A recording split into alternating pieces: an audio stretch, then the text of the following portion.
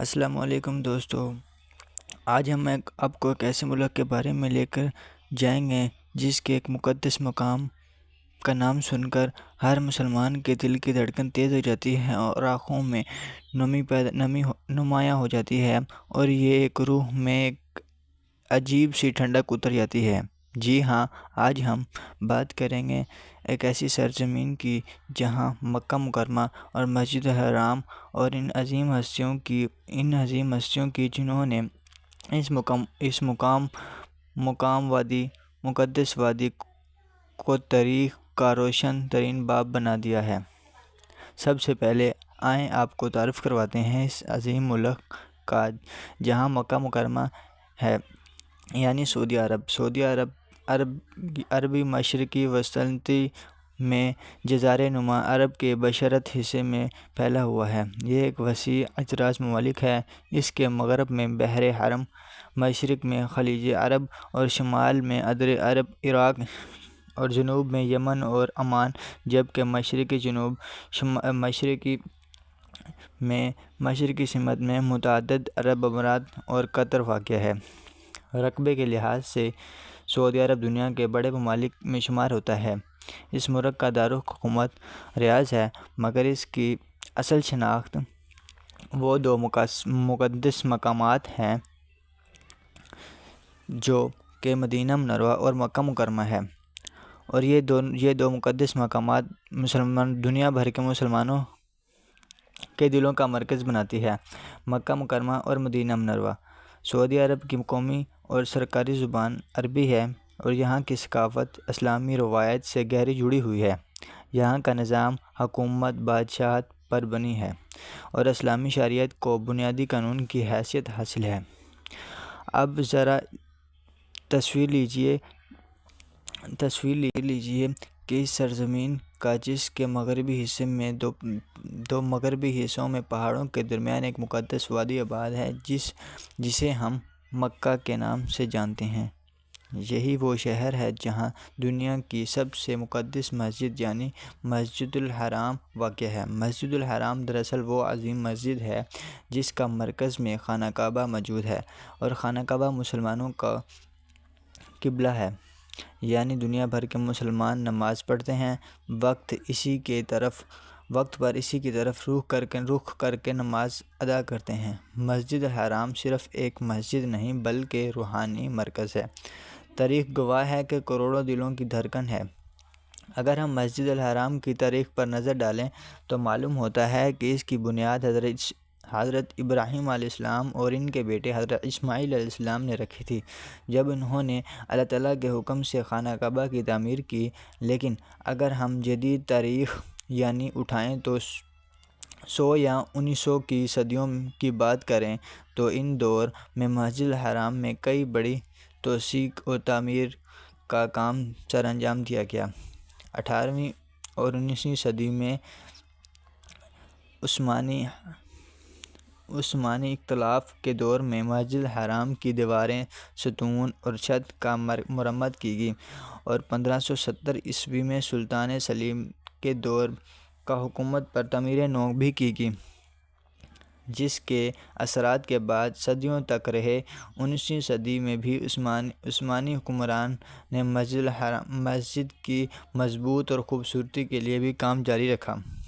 پھر 20ویں صدی میں جب سعودی عرب کی حکومت قائم ہوئی تو مسجد الحرام کی تاریخ کا ایک نیا باب شروع ہوا، اور 1955 میں پہلی مرتبہ سعودی عرب کی توسیع کا آغاز کیا گیا، جس میں نماز پڑھنے کی جگہ کو وسیع کیا گیا، اور 1973 میں مزید توسیع کی گئی تاکہ بڑھتی ہوئی تعداد میں آنے والے حجاج کو سہولت فراہم کی جا سکے۔ اور 1980 اور 1990 کی دہائی میں بھی مسلسل ترقی کا کام ہوتا رہا، جس میں جدید ایئر کنڈیشنر سسٹم اور سیڑھیاں اور نئے دروازے شامل کیے گئے۔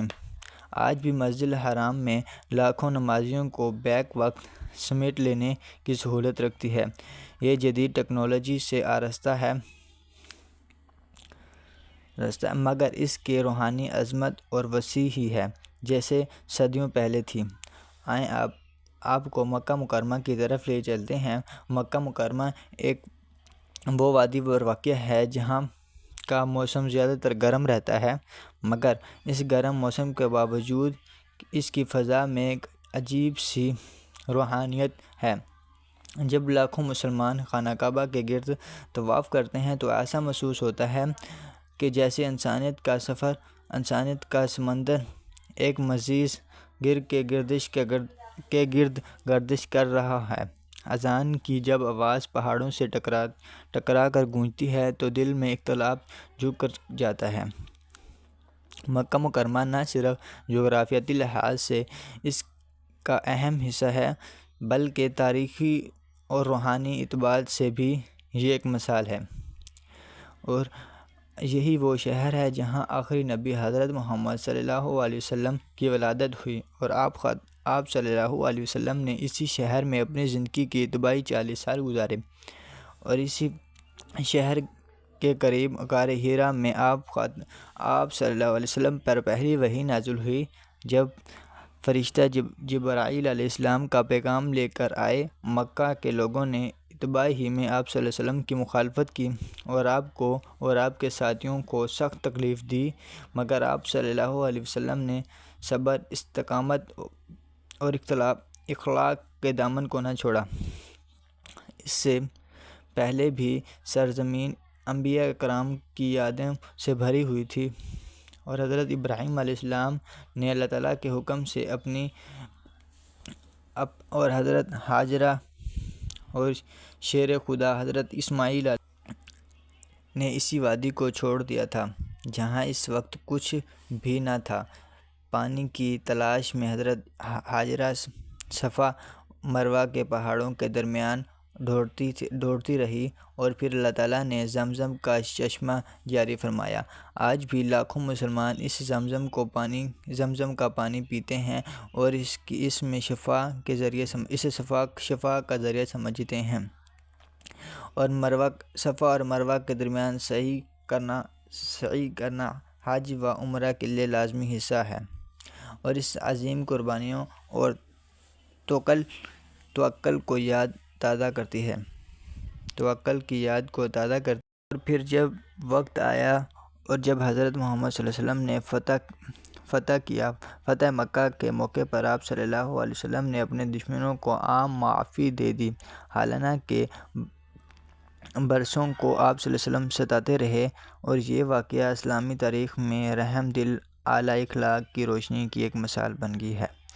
اور آج اس دن خانہ کعبہ کو بتوں سے پاک کیا گیا، توحید پر پرچم ہمیشہ کے لیے بلند کر دیا گیا، اور آج مکہ مکرمہ میں جدید سہولیات سے آراستہ سے بلند کر دیا، اور جدید عمارتیں اور جدید ہوٹل، سڑکیں اور وسیع کردگی اور ٹرانسپورٹ سسٹم کو بھی اچھا کر دیا گیا۔ مگر جب انسان خانہ کعبہ کے سامنے کھڑا ہوتا ہے تو دنیا کی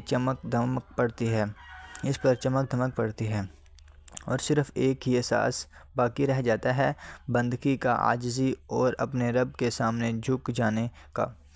دوستو، مکہ مکرمہ کو یہ داستان صرف اپنوں کے اینٹوں اور پتھروں کی کہانی نہیں بلکہ ایمان کی قربانی، صبر، محنت کی کہانی ہے۔ یہ وہ شہر ہے جہاں سے ہدایت کا نور پوری دنیا میں پھیلا ہوا ہے۔ یہ وہ مقام ہے جہاں ہر سال دنیا کے کونے کونے سے لوگ آتے ہیں، اور رنگ، نسل اور زبان کے فرق کے بغیر صرف ایک ہی لباس میں ایک ہی رب کے سامنے کھڑے ہوتے ہیں۔ اور امید ہے کہ آج اس روح پر کہانی کی دل کو چھو جائے گا۔